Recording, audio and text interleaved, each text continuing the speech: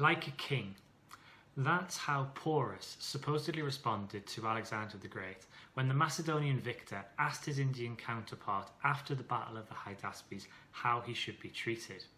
Alexander was apparently so impressed with this response that he reinstated Porus as in control of his kingdom, and even extended that kingdom a little bit as well.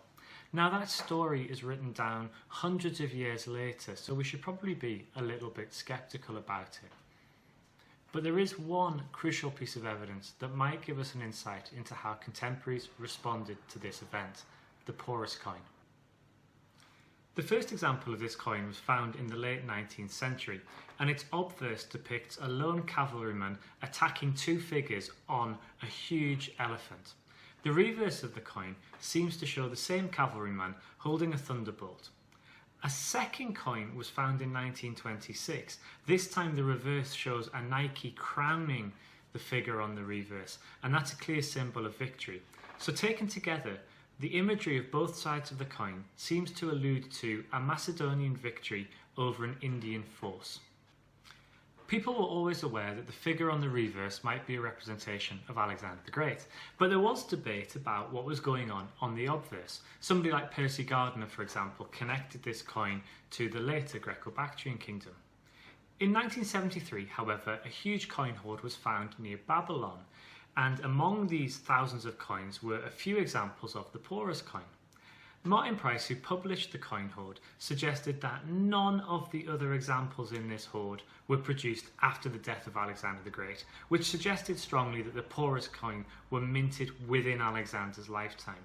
Now, there are very, very few examples of representations of Alexander from his life, and that made these coins even more important than they already were.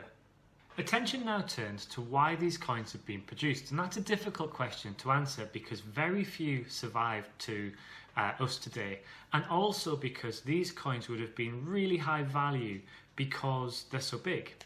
Broadly speaking though, there's two schools of thought. Somebody like Frank Holt would argue that these coins were produced on Alexander's direct orders and in fairly limited numbers. He suggests that they were produced for Alexander's Macedonian veterans who had fought in the campaign in India.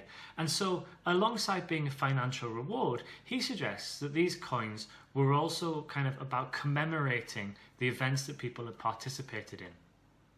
The imagery of the coin certainly emphasises the scale of the Macedonian success.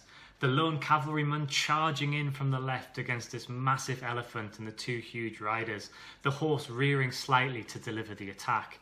The elephant appears to be retreating, but the figures on it continue to fight, and this gives the impression of a hard-fought victory over a respected foe, and that's certainly how these events were remembered in later years. However, Andrew Stewart picked out a couple of monograms on the coin. He suggested that the alpha and beta on the reverse of one coin might stand for Abulites, the satrap of Susa, and that the chi might refer to Xenophilius, the garrison commander at Susa. Since minting marks were often used to indicate the origins of the coin, he thought that this might indicate that the coins were produced at Susa as part of a bigger issue for a wider audience. That's a really neat solution, but perhaps it's actually a little bit too neat. After all, those names come down to us in sources that were written hundreds of years after the events, so how can we be sure that they're accurate? And also, lots of people would have had similar names and they wouldn't have been recorded.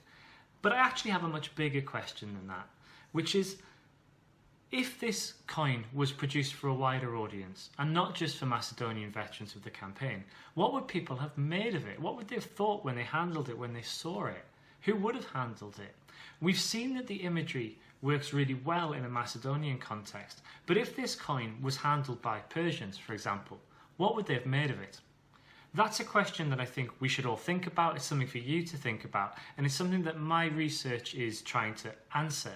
If you want to hear my preliminary thoughts on that, though, you're going to have to come and take my Alexander module. And I know that that's really cheeky, but that's how YouTube works, right?